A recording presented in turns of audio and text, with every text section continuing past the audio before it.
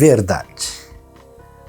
Uma grande crise que está presente numa sociedade que perdeu a sua esperança é que ela deixa de acreditar que seja possível ter acesso à verdade. É de fato claro que a realidade é complexa, nós temos muitos elementos para serem entendidos e explicados, mas infelizmente, diante do mistério da vida, algumas pessoas perdem a esperança sem conseguir conectar uma parte com outra.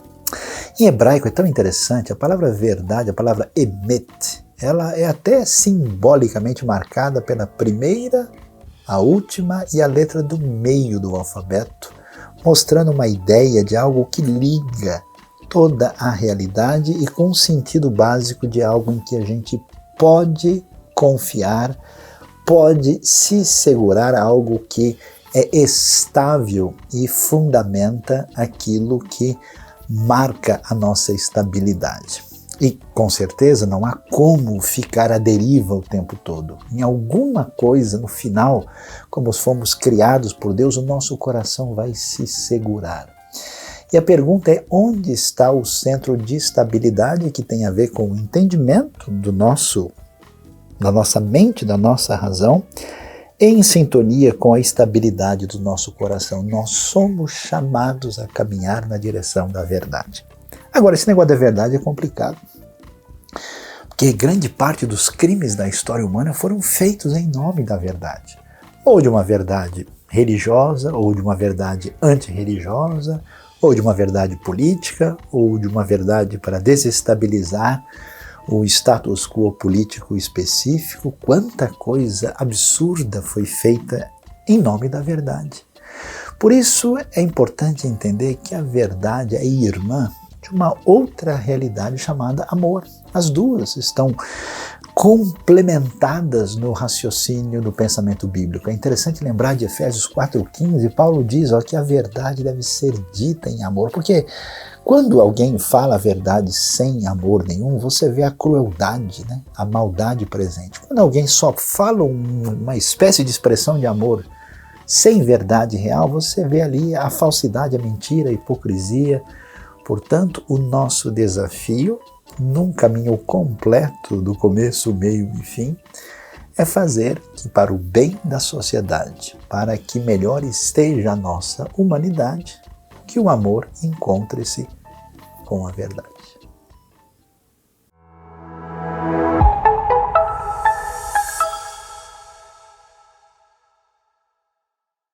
Que bom que vocês estão aí com a gente, celebrando mais um dia junto com a IBNU. Então, não esquece de curtir, não esquece de ser bênção, compartilhe os nossos conteúdos, ativa o sininho para ficar por dentro. Então, vem celebrar com a gente.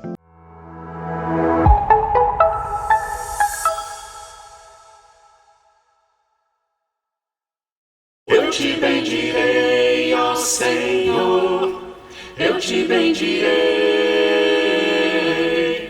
Eu te bendirei, ó Senhor, teu glorioso nome bendirei.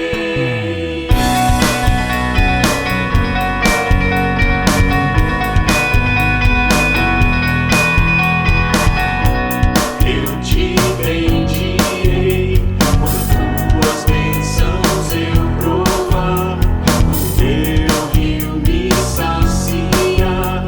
Eu te bendirei, eu te bendirei.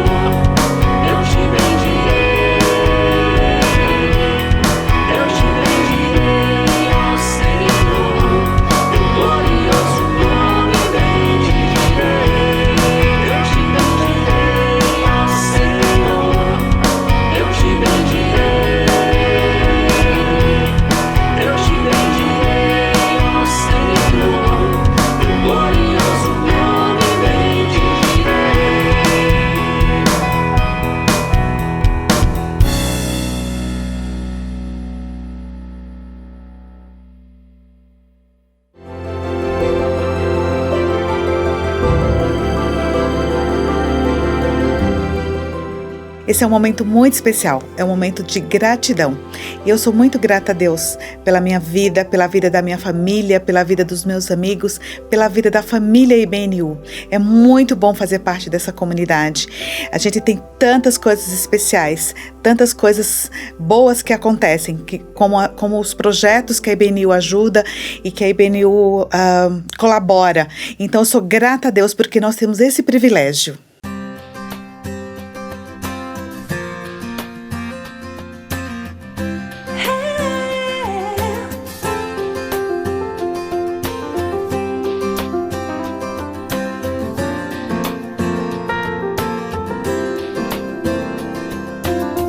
Aqui diante de ti, eu tenho tanto pra te agradecer. Graças dou, graças dou, o que me deste, Senhor, por tantas bênçãos que eu não posso ver. Graças dou, graças dou, o meu coração e o meu louvor, com as mãos aos céus, louvo-te, Senhor. Graças dou, sempre a ti eu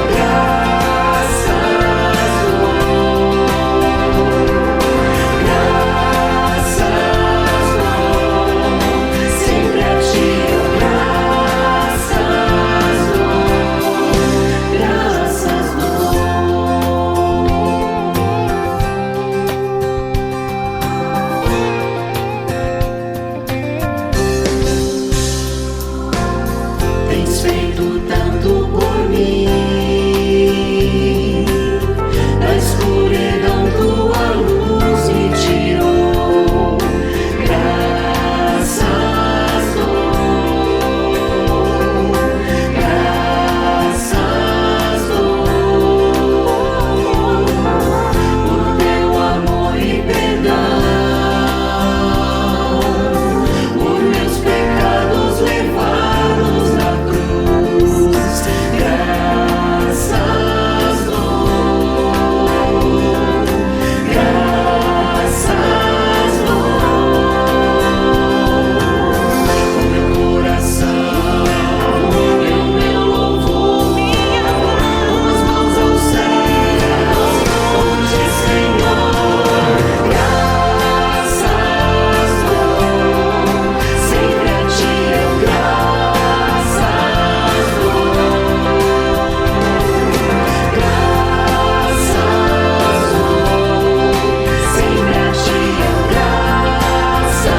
Graças dou,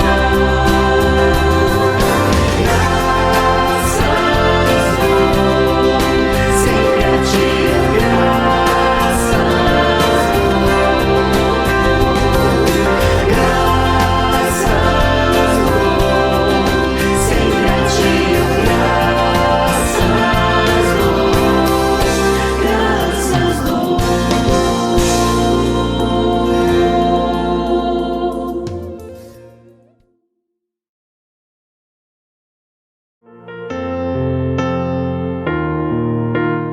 Agora é um momento muito importante da nossa celebração, em que, ainda que distantes geograficamente, a gente pode se unir num só propósito, com um só coração, e interceder uns pelos outros e por aquilo que tem angustiado o nosso coração, coisas que a gente pode e deve depositar diante de Deus. Eu te convido a orar junto comigo e todos juntos podermos interceder por aquilo que nós devemos colocar diante de Deus. Senhor, muito obrigada, porque em todo momento nós podemos contar com o Senhor. O Senhor está conosco, caminha junto conosco e nós queremos colocar diante do Senhor os nossos pedidos, aquilo que tem afligido o nosso coração, as nossas dificuldades, as situações que nós não vemos saída. mas sabemos que o Senhor não perdeu o controle, que o Senhor conduz todas as coisas e está conosco. Queremos pedir pelas pessoas com problemas de saúde, com fragilidade na saúde, que o Senhor esteja colocando sua mão de cura, de bênção e restaurando, Senhor, restabelecendo a saúde, que as pessoas com dificuldades financeiras, que o Senhor possa estabelecer a provisão, que nós entendamos que o Senhor supre todas as nossas necessidades. E nós queremos pedir também por cada pessoa em cada lugar do mundo que tem o coração voltado para o Senhor e para a Tua missão, para a Tua obra, que o Senhor se manifeste e atenda à necessidade de cada um dos corações. Muito obrigada porque podemos contar contigo e sabemos que o Senhor não nos abandona. Em nome de Jesus que nós oramos. Amém.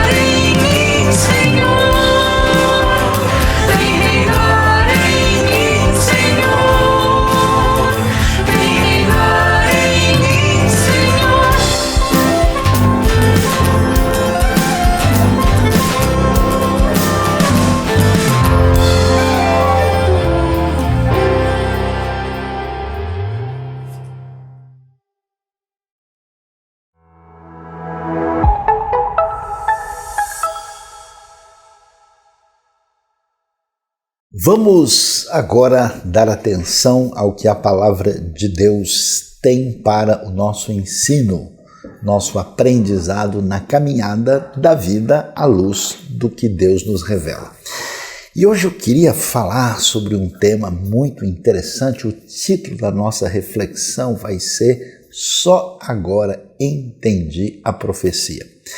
Esse tema é importante porque estamos em um momento assim, se aproximando, né, do final do ano, começo do ano novo, e aí nós podemos chamar assim, vários palpiteiros, né, de diversos tipos que vão dizer, não só interpretar o que aconteceu, mas tentar dizer o que irá acontecer. E aliás, esse caminho, né, de tentar, vamos dizer, ser profeta no sentido popular do termo, nem sempre está alinhado com o conhecimento da profecia autêntica bíblica. Então, vamos tentar entender um pouquinho sobre isso, e para isso eu queria convidar você a ler o profeta Joel comigo. O profeta Joel, começando, a gente vai ler vários textos de Joel, mas começando com o capítulo 1, no verso 1 até o verso 7, nós lemos o seguinte: a palavra do Senhor que veio a Joel, filho de Petuel.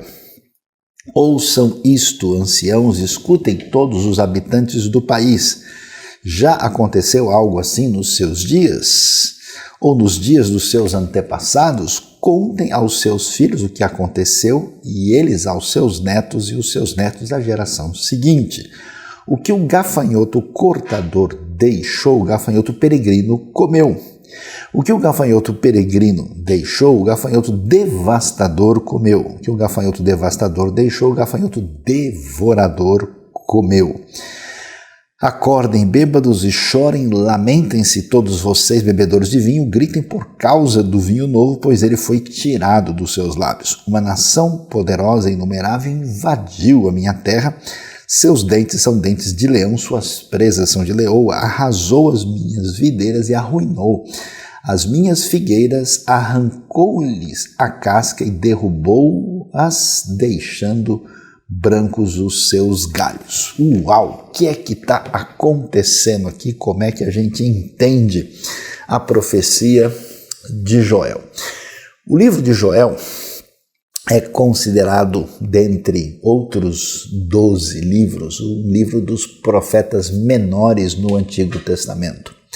E a gente tem lá, né, Oséias, Joel, Amós, depois Obadias, então está lá no começo dos chamados profetas menores. Os estudiosos, assim, não têm muita informação, né? O nome de Joel quer dizer que o Eterno é Deus, e ele apenas é apresentado como filho de Petuel. Alguns acham que essa referência desse texto pode ter a ver com o que aconteceu no século 9 ou 8 a.C., e outros acham que isso é um pouquinho depois, mas isso não vem ao caso, né? É um profeta que envolve aí particularmente o que tem a ver com uma realidade que chama atenção. Eles estão enfrentando, né, aqui na antiga realidade do reino de Judá, uma praga de gafanhotos. Então, acho que a primeira coisa que talvez a gente precisa pensar quando a gente fala em profecia, a profecia bíblica é a palavra divina que funciona como intérprete da história daquilo que está acontecendo. Então, a primeira coisa que chama a atenção é que profecia nem sempre é uma palavra que diz respeito ao futuro. É uma palavra divina que é motivada pela ação do Espírito de Deus na vida do profeta para mostrar a realidade do ponto de vista, da perspectiva daquilo que vem do próprio Deus, que nem sempre está claro para o próprio povo. Então ele vai dizer, veja o que aconteceu.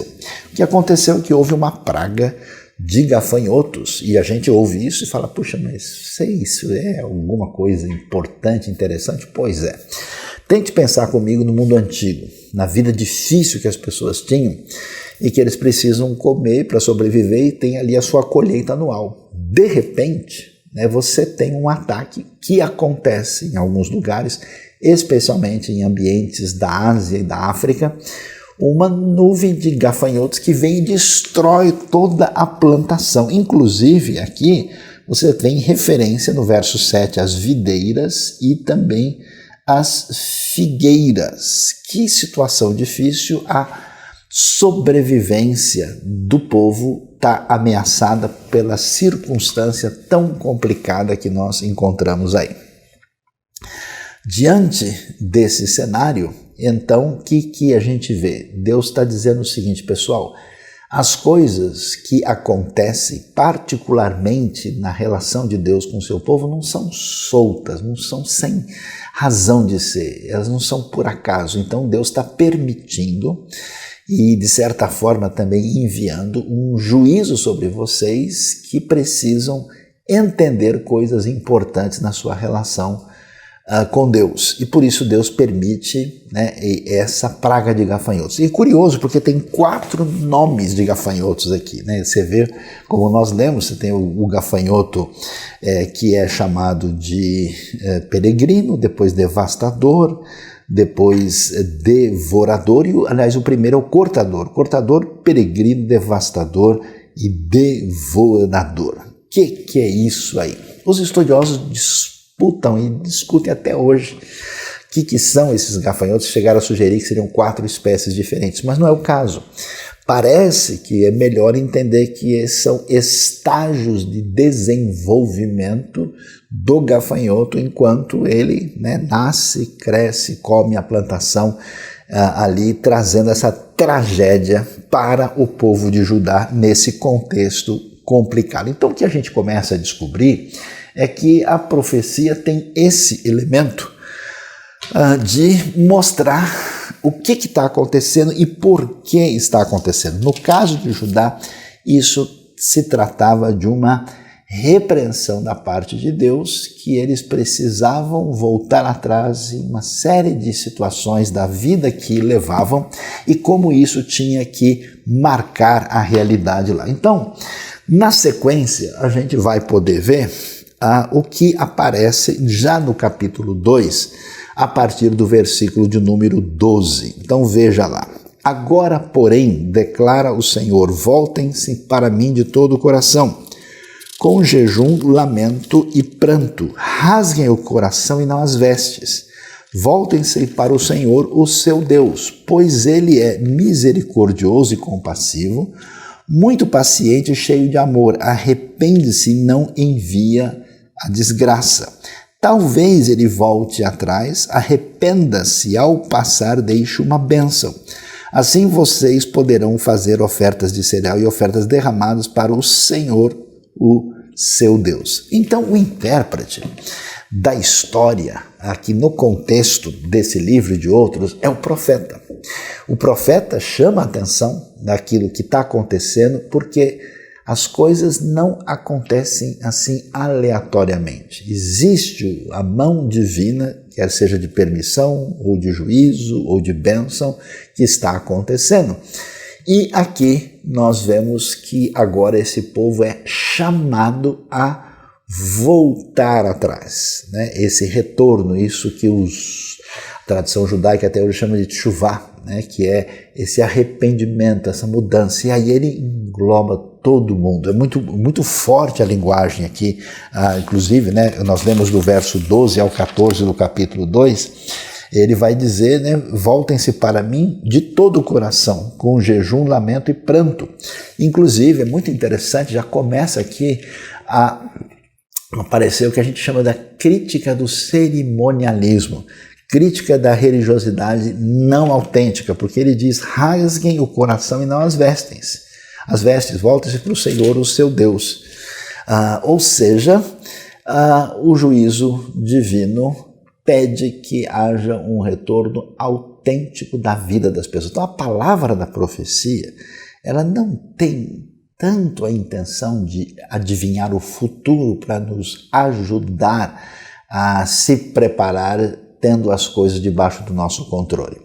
Ela mostra que aquilo que acontece tem a ver com a mão divina e ela mostra para nós que são momentos de oportunidade de nós nos voltarmos para Deus com genuinidade e com verdadeira atitude de quem busca Deus. Porque a gente sabe, muitas vezes as pessoas até têm relações religiosas, relações desse perfil, mas ela não é autêntica, ela segue simplesmente um ritual, a pessoa faz porque todo mundo está fazendo, a pessoa faz sem uma convicção que brota de uma experiência verdadeira. Então, em vez de entender, por exemplo, uma praga dessa como uma coisa sem esperança, como algo que envolve o fim da linha, se vê como grande oportunidade de redefinir a caminhada na vida e de maneira autêntica e genuína. Por isso que, em vez de acontecer o que a gente sempre tinha, né, o rasgar as vestes no sinal de luto e de lamento,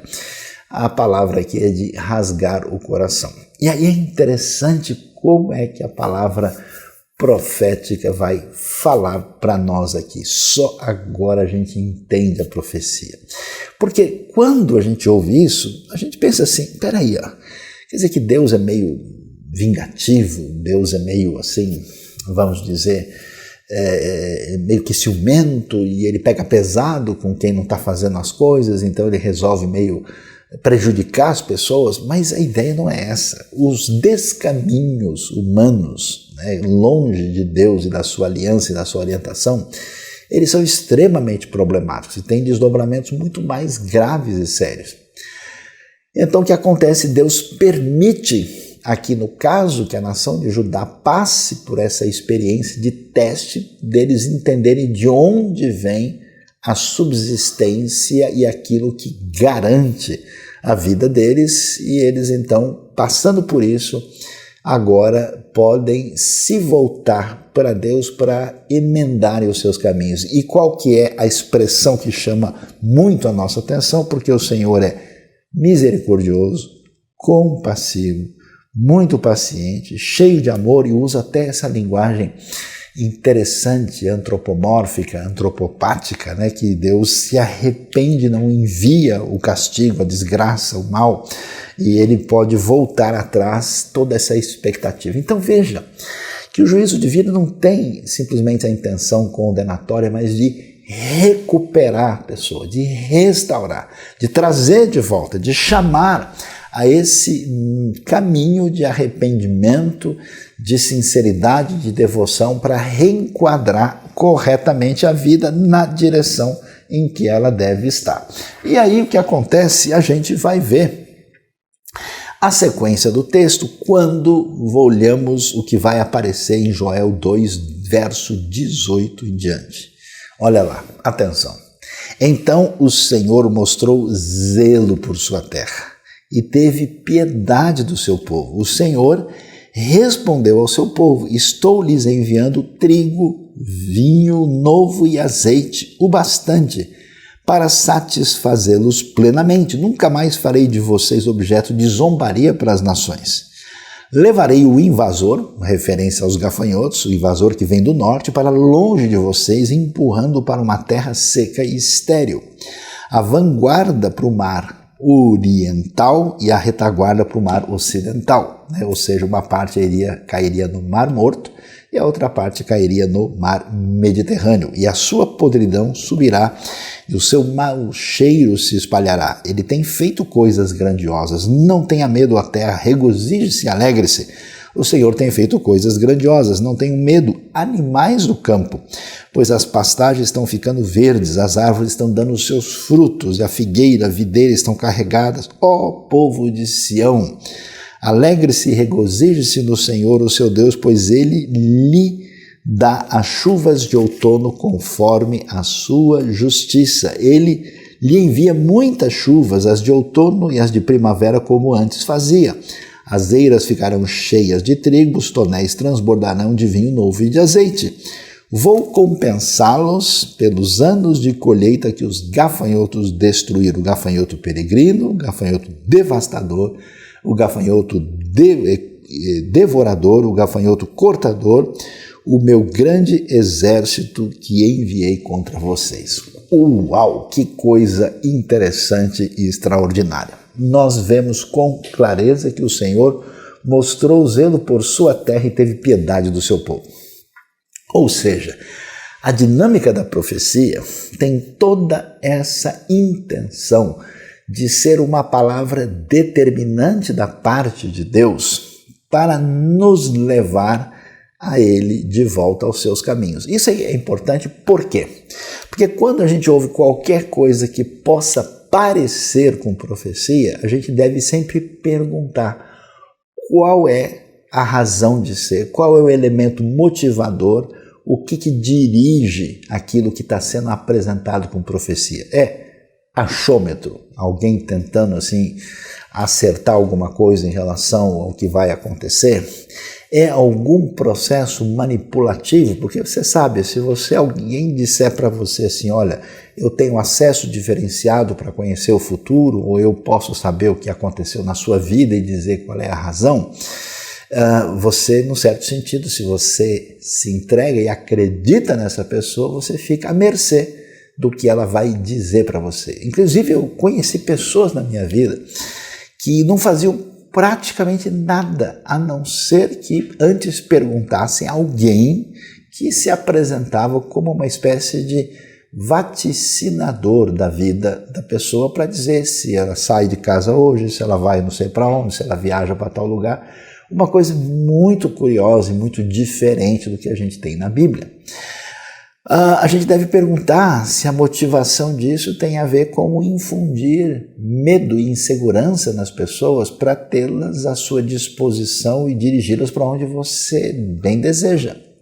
A gente deve perguntar se é uma tentativa da gente ter elementos que nos dão uma espécie de segurança, nem sempre fundamentada, para poder controlar o futuro. Eu me lembro dos discípulos de Jesus que queriam saber quando é que ele haveria de voltar, ou quando ele haveria de restaurar o reino a Israel. E a resposta de Jesus: não compete a vocês saber esse tipo de coisa. Quer dizer, essa própria ideia de que Jesus diz que volta em breve, mas ninguém sabe quando é que é esse breve, essa própria ideia de que Jesus vem e diz que o dia e a hora ninguém sabe, essa palavra clara de que ele vem como um ladrão, a ideia de que a vinda do Senhor é surpreendente, mostra exatamente que a profecia bíblica não tem sintonia com essa tentativa de antecipar uma possível agenda divina nos conformes humanos. E aí então a gente vê que a palavra que vem de Deus, ela tem esse objetivo de interpretar o que está acontecendo na história, estabelecer a relação disso com a aliança que o povo de Deus tem com ele e de trazer o povo de volta e de revelar a nós quem é o Deus que a gente serve. E aqui é muito interessante, especialmente quando a gente está no mundo antigo, a gente olha a realidade dos deuses das nações, deuses que exigiam sacrifícios humanos e coisas desse tipo. A gente vê essa coisa de que Deus é misericordioso, é bondoso, é compassivo, que Deus foi piedoso, né? Mostrou zelo e teve piedade com o seu povo, e aí nós vemos todo o detalhamento do que ele fez. E é interessante que ele diz: olha pessoal, vocês se voltaram para mim. A chamada, né, que o profeta Joel apresenta dá um desdobramento, ainda que o texto não detalhe, né, aí o como é que foi esse arrependimento, fica implícito de que o povo retorna para o Senhor. E aí o que acontece? Ele diz: olha, eu vou trazer para vocês o trigo, o vinho novo, o azeite, eu vou satisfazê-los plenamente, eu vou levar esse exército, que é interessante, que eu enviei, que veio, né, da parte norte e invadiu a terra, e vou lançá-los ou no deserto, no mar Mediterrâneo, no mar Morto, e assim vocês podem ver todo esse elemento. E é muito especial ver um detalhe nesse trecho aqui de Joel 2, quando ele diz o seguinte, né? Ele apresenta o discurso, a palavra para o povo de Judá, mas diz: não tenha medo, ó terra, regozije-se e alegre. E depois diz: não tenham medo, animais do campo, pois as pastagens estão ficando. Então veja que coisa interessante. Qual é a dificuldade que a gente tem que leva a gente a ser, vamos dizer assim, refém de possíveis falsas profecias. É exatamente esse senso de instabilidade que a gente imagina o seguinte, será que Deus de fato está no controle das coisas? Será que Deus de fato é soberano o suficiente para ter as coisas no lugar? Como assim, se a gente está vendo os bichos destruindo a nossa lavoura e nós somos povo de Deus? Essa questão é subjacente a toda a discussão. E o que a gente observa aqui? Que se revela Deus soberano, Deus que tem o controle da história, o Deus que se apresenta como o Deus que quer nos trazer ao arrependimento e o Deus que se mostra misericordioso, bondoso, com piedade suficiente para trazer de volta o povo. Mas para ampliar o horizonte, para entender quem Deus é, Deus conversa, olha que coisa, com a terra e com os animais. Isso chama atenção, porque a gente tem uma ideia, às vezes, de espiritualidade muito fechada, muito individualista, muito particularizada. E aí, quando a gente vê que esse agir bondoso e soberano de Deus não se restringe aos seres humanos ou ao povo da aliança, a gente vê que ele tem uma amplitude maior, até de perfil ecológico. Por isso, a bênção divina também se destina para a terra e se destina até os animais, que fazem parte dessa criação, desse domínio. Quer dizer, se você está achando que Deus de fato deixou escapar alguma coisa, que a gente tem que entrar lá, escondido no escritório divino, para ver se a gente olha alguma anotação na agenda para descobrir o que realmente está rolando, e tem que ver quem pode nos dizer como é que a gente deve conduzir, Deus tem tanto domínio da situação que o que está acontecendo está claro, conforme a profecia divina apresenta, e aquilo que envolve o agir restaurador de Deus envolve não só o controle da história, mas de toda a realidade da criação, incluindo a terra e os animais. Por isso é impressionante e extraordinário olhar o texto de Joel conforme nós lemos aqui. Mas olha só que coisa.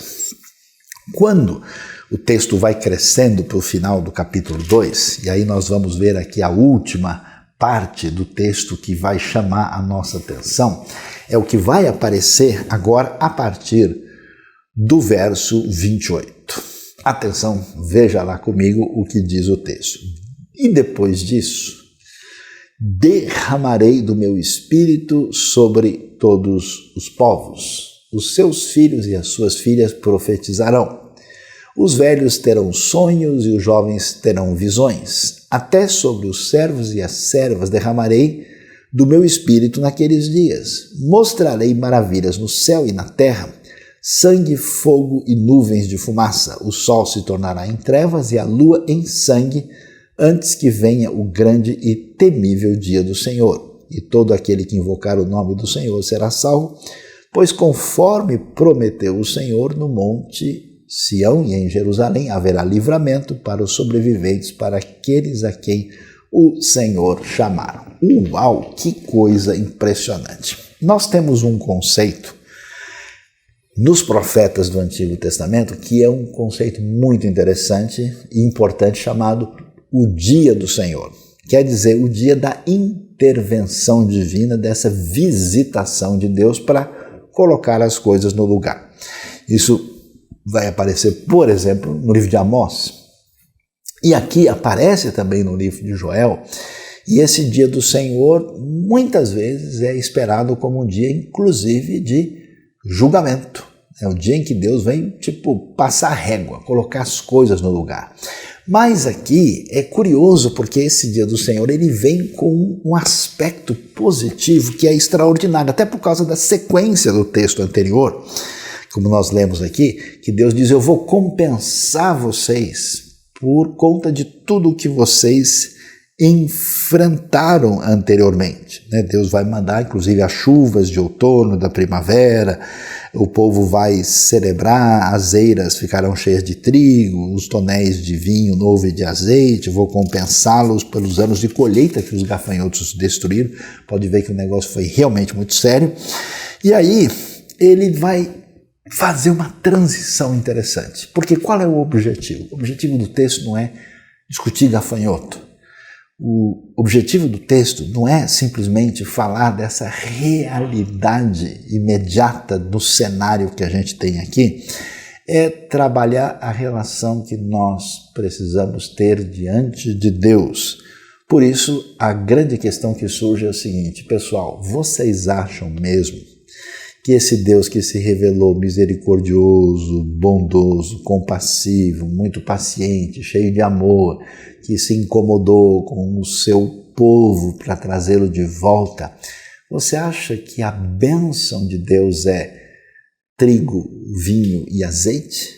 Você acha que de fato a questão é só o que a gente pode comprar na mercearia, no supermercado, aquilo que envolve a nossa despensa em casa cheia? Aí a coisa é muito maior e mais profunda. Então, Joel dá um salto. E esse salto, ele diz: depois disso derramarei do meu espírito. E é interessante, literalmente, o texto diz sobre toda a carne. Quer dizer, sobre todo tipo de pessoa. Por isso, corretamente, a versão NVI clássica tem sobre todos os povos. E aí ele diz: olha pessoal, é o seguinte, sabe esse Deus que levanta os profetas, que mexe com pessoas para que elas falem a partir do poder e da inspiração do Espírito para reconectar essa relação com Deus de maneira adequada? Pois é, esse Deus que não só abençoa a gente com a mesa cheia, ele está preparando algo muito maior e mais profundo. E essa realidade tem a ver com o Espírito de Deus sobre todos, incluindo gente além de Judá. E aí, o que acontece? A gente não faz ideia. Na antiguidade, as pessoas imaginavam o seguinte: se alguém está numa posição religiosa especial, que essa pessoa, vamos dizer, tem um status superior. Então se imaginava que assim, os reis, os sacerdotes, as pessoas importantes, que elas tinham um acesso diferenciado a Deus. E por isso eles podiam falar em nome de Deus ou reinar ou governar em nome de Deus. Mas o povo comum não. O povo comum está meio afastado desse privilégio sacrossanto. O que acontece? Olha, a bênção de Deus que se apresenta aqui, ela tem um capítulo futuro extraordinário, que é o Espírito de Deus derramado sobre todo tipo de gente, agora sem distinção. É uma democratização de uma espiritualidade profunda que envolve todo tipo de pessoa. Por isso ele vai dizer coisas do tipo: olha, os seus filhos e suas filhas profetizarão. Isso quer dizer, envolvendo homens e mulheres, que nem sempre, na maior parte dos casos, não tinha uma relação adequada, equilibrada na sociedade. Nós temos uma predominância masculina nesse ambiente, e aqui o Espírito de Deus vai agir entre homens e mulheres. E os velhos terão sonhos, os jovens terão visões. Sociedade antiga, claro, toda a importância maior do ancião, da pessoa experimentada. Os jovens, inclusive na própria tradição judaica, demorava muito para alguém escutar alguém que era muito novo. Lembra Paulo falando para Timóteo lá no Novo Testamento: ninguém despreze o fato de você ser jovem? Pois é, olha só que sonhos e visões vão acompanhar velhos e jovens. Ou seja, o que Deus estabelece como bênção futura é para todo mundo. E por que isso é tão especial? Porque ele vai mais longe, diz: até sobre os servos e as servas derramarei do meu espírito naqueles dias. Ou seja, Deus, na sua bondade tão extrema, ele está preparando uma bênção para esse povo que entendeu a necessidade de dependência, de relação com ele, de tal forma que ele diz: muito além da realidade do suprimento físico para o sustento de vocês. Esse agir do Espírito vai atingir, olha que coisa impressionante, até sobre os servos e as servas derramarei do meu Espírito. Ou seja, até quem estava numa condição de escravo, até gente que naquela sociedade antiga nem tinha valor nenhum. Imagine você ouvir isso no tempo antigo, quando se imagina que o elemento ligado ao divino está presente só na elite, na sumo da ordem social. Você ouviu dizer que o Espírito do Deus Criador, sustentador do universo, vai estar sobre também os servos e as servas. E aí você vai ver, então, que tamanho de poder que está aqui profetizado, e como você sabe, muitos de vocês já acompanharam esse texto, que aparece no livro de Atos, e que profetiza a vinda do Espírito que acontece no Pentecoste, que, aliás, é exatamente a festa da colheita, tem muito a ver com a bênção que aparece em Joel. E aí ele prossegue dizendo o seguinte: mostrarei maravilhas no céu e na terra, sangue, fogo e nuvem de fumaça, o sol se tornará em trevas e a lua em sangue, antes que venha o grande e temível dia do Senhor. Olha que coisa interessante. A gente está acostumado na nossa mentalidade, na nossa cultura moderna, especialmente no ambiente ocidental, a pensar numa linearidade cronológica. Ou seja, a gente quer botar uma tabela e botar uma coisa depois da outra, pensando que as profecias bíblicas sempre devem ser estudadas assim. Eu acho curioso, né, como tanta gente tenta assim, realmente estabelecer um cronograma e tentando colocar cada versículo no lugar. Olha como a profecia aparece. Aí eu entendi a profecia. A profecia ela aparece, digamos assim, no tempo de Deus, na visão de Deus. A gente nem sabe direito a data de quando foi escrito Joel, e isso não tem importância. Se tivesse, Deus nos teria deixado claro. E a gente não sabe quando é o tempo dessa profecia. Diz aqui para nós que quando, né, acontecer a vinda desse dia do Senhor, depois disso, é a expressão que aparece aqui, você vai ter esses elementos, o derramamento do Espírito e o sinal de que Deus de fato tem o controle sobre toda a ordem cósmica, aquilo que a gente chamaria hoje de ordem natural. E aí o que ele diz? Que vai haver, nesse momento da manifestação do dia do Senhor, maravilhas no céu e na terra, sangue, fogo, nuvem de fumaça, sol e se tornando em trevas, lua em sangue, antes de chegar o grande e temível dia do Senhor, o dia do desfecho da história redentiva nas mãos do grande Senhor, Criador e Salvador. O que a gente percebe? Que essas coisas estão no eixo do tempo, hoje a gente pode dizer isso, deslocadas. Quer dizer, o derramamento do Espírito acontece no Pentecoste. E os sinais que envolvem o sol, a lua, são sinais que tudo indica posteriores, mais para frente. Mas na profecia eles estão juntos, porque a profecia não tem intenções cronológicas detalhadas. A figura da intervenção divina está junto. E, no entanto, ela se desdobra em elementos cronológicos distintos. Por que isso é importante? Porque Deus não nos deu a profecia com intenções de nos levar a um comportamento de adivinhador, com um comportamento que exatamente deixa de depender de Deus para tentar ter acesso à informação privilegiada e tentar colocar isso no eixo do tempo, como se a gente pudesse ter um controle sobre o que está fora da nossa alçada. O importante é saber quem Deus é, como Ele age e como esses momentos extraordinários do Deus soberano e tão bondoso e misericordioso estão estabelecidos na história. No demais, o nosso coração deve ficar tranquilo, estar em sintonia com uma espiritualidade autêntica e viver debaixo dessa diretriz de Deus sem ultrapassar elementos que o texto não quer que a gente prossiga nessa direção. E veja como a palavra profética, ela não quer só trazer a gente para perto de Deus, não quer só mostrar que Ele perdoa e que Ele é misericordioso, ela quer ampliar a nossa esperança. Veja o que é profecia. Agora eu entendo a profecia. E todo aquele que invocar o nome do Senhor será salvo, pois conforme prometeu o Senhor no monte Sião e em Jerusalém haverá livramento para os sobreviventes, para aqueles a quem o Senhor chamar. Então é interessante que o texto vai dizer que todo aquele que invocar o nome do Senhor será salvo. Quer dizer, vocês poderiam esperar de uma profecia um tom muito pesado para dizer, olha pessoal, E aquele que não entendeu bem a história dos gafanhotos, veja o que vai acontecer. Não é isso que aparece aqui.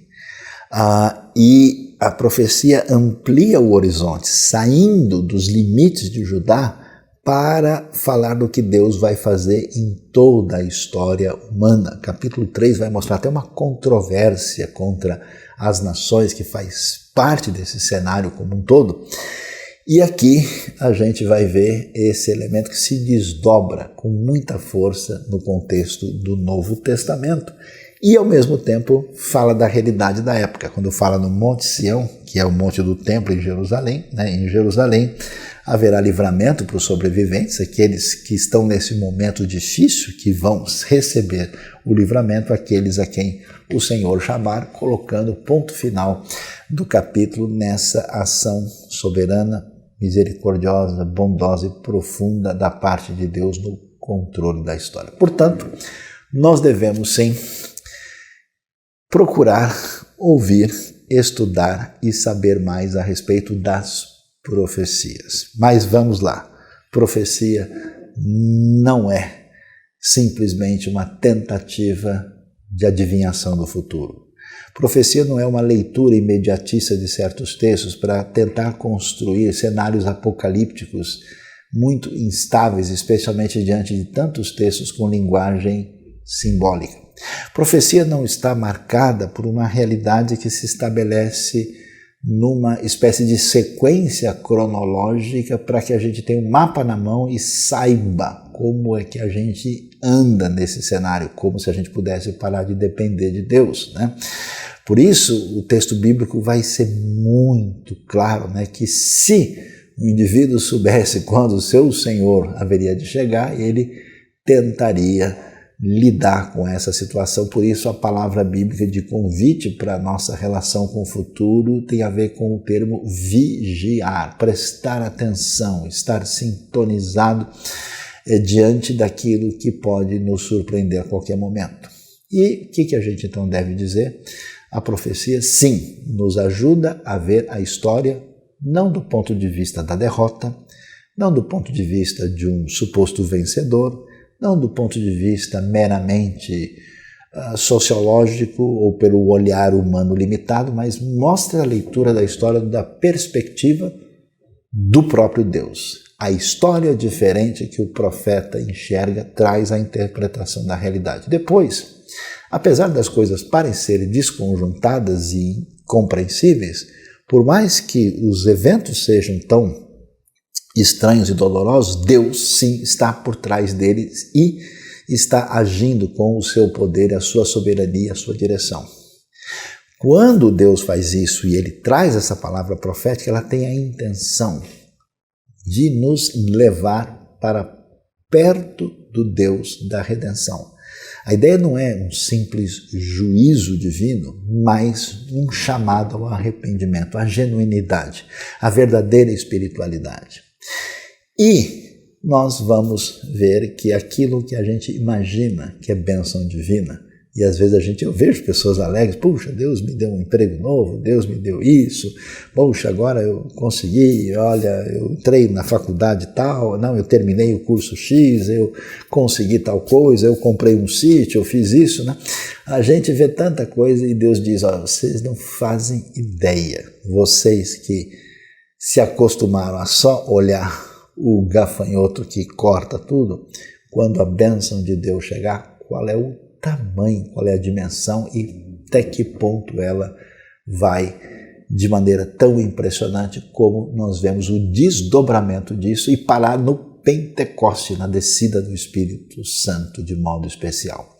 E, apesar de Deus ser soberano e decidir fazer as coisas e escolher os caminhos, é curioso e tão extraordinário ver que aquilo que aparece aqui envolve todo tipo de pessoa, independente de classe social.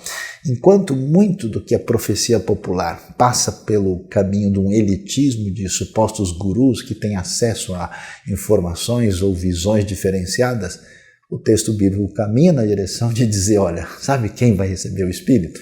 Os jovens e os idosos. Sabe quem? Os homens e as mulheres. Sabe quem? Escravos e escravas, servos e servas, porque esse é o derramamento da grande bênção de Deus, que hoje, através dessa palavra, quer abençoar a sua vida, abrir o seu coração para que você pense direito como é que está a sua relação com Deus. E o meu convite a você é: escute a profecia, beba da profecia e entre na bênção, porque a bênção de Deus simplesmente é grandiosa demais, não tem fim.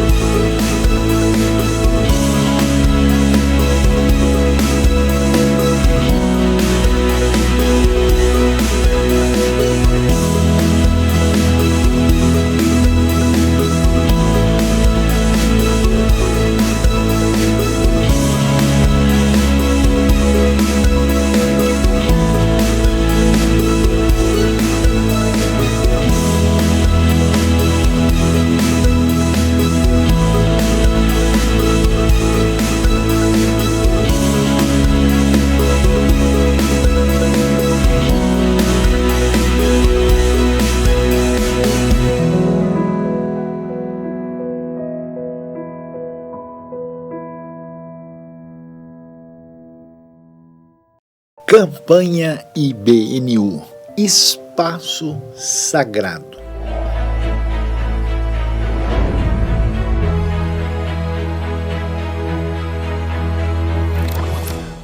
Mas o que é o sagrado, o que é o espaço? O nosso espaço IBNU quer se tornar um espaço caprichado e ampliado para abençoar o que é mais sagrado, que são as pessoas que Deus ama. E por isso nós estamos numa campanha com o objetivo de termos um total de R$500 mil para ampliar e para tornar o nosso espaço um lugar de bênção para as pessoas que nos visitam, os projetos que nós acolhemos, os nossos filhos, as crianças, os adolescentes, os jovens, para que toda aquela área que nós usamos toda semana para ampliar o reino de Deus se torne um canal de bênção maior. Então, participe conosco, envie a sua oferta, a sua contribuição, o seu investimento no reino de Deus, nesse espaço sagrado, espaço ampliado e caprichado para aquilo que é mais sagrado. A IBNU tem trabalhado em vários lugares do mundo com ações de ajuda humanitária, também de evangelização, espalhando a boa notícia, a boa mensagem de Deus para a humanidade, que Jesus Cristo é a salvação. Então, nós temos feito isso através do apoio de muitas organizações e também de pessoas que têm dedicado parte dos seus recursos e também parte do seu tempo na propagação do Evangelho, na expansão do reino de Deus. E nós aqui, como uma igreja que se preocupa com as pessoas que se achegam até nós, queremos continuar fazendo isso, convidando você a participar desses projetos e dessas ações. Então, se você quiser participar, você pode contribuir aqui na IBNU através do Pix, através também do cartão, através do nosso site ibnu.com.br e auxiliar a IBNU na divulgação do Evangelho, na execução desses projetos e no apoio a causas humanitárias em qualquer lugar que Deus nos orientar. Deus tem abençoado a IBNU, nós tivemos uma grande reforma no nosso espaço, temos utilizado esse espaço para atender a nossa comunidade de fé aqui na cidade de São Paulo e também aberto o espaço para pessoas que não têm nada a ver com o Evangelho conhecerem um pouco de como funciona, também utilizarem o espaço e nós, graças a Deus, Deus tem trazido pessoas que têm sido abençoadas e tocadas pelo poder do Evangelho. Por isso eu convido você a orar comigo nesse momento para que o Senhor continue nos orientando e nos dando instrução em como devemos aplicar os recursos que temos conseguido, que temos recebido aqui nessa comunidade. Então, vamos orar? Pai, nós queremos te agradecer por tudo que o Senhor tem feito aqui na IBNU, pelas pessoas que têm se achegado até nós, pela mensagem que o Senhor tem entregue aos corações. Ó Pai, te pedimos também que esses relacionamentos sejam relacionamentos frutíferos, pessoas que possam se apoiar nos momentos de dificuldade, possam ser ensináveis e também capacitadas para ensinar outras pessoas, para que através da vida dos membros e das pessoas que se achegam ao IBNU, nós possamos impactar a cidade de São Paulo, também o Brasil e em todos os lugares do mundo onde o Senhor nos levar. Mas te pedimos agora também, ó Pai, em especial pelos recursos financeiros que são depositados aqui, que o Senhor nos dê clareza de entendimento e sabedoria na aplicação desses recursos para abençoar o maior número de vidas possível, aonde o Senhor apontar, que a gente consiga entrar, que a gente consiga fazer a diferença, não pela nossa força, não pela nossa capacidade, mas sim pela ação maravilhosa e milagrosa do Teu Espírito em nossas vidas. Te pedimos também pelas famílias, ó Pai, que talvez estão passando por alguma situação de dificuldade financeira, que o Senhor dê sabedoria, dê compreensão do que elas devem fazer, mostre os caminhos que elas devem percorrer para transitar dessa situação de dificuldade para uma situação de mais folga financeira e também possam contribuir com o coração grato. E também levanta, Senhor, pessoas que vão dedicar não apenas recursos, mas também o seu tempo, a sua vida para servir as outras pessoas. Assim oramos no nome do Teu Filho amado Jesus. Amém.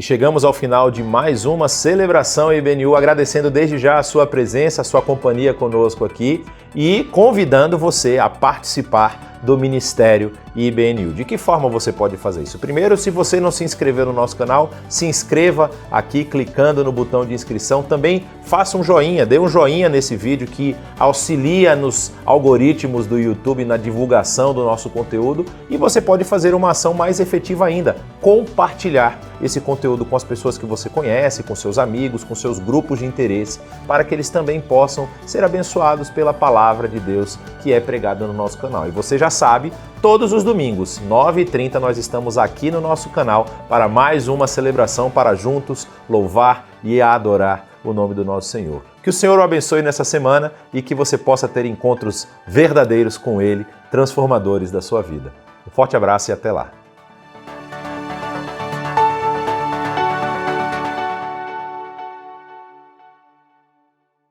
Eu te bendirei, ó Senhor, eu te bendirei,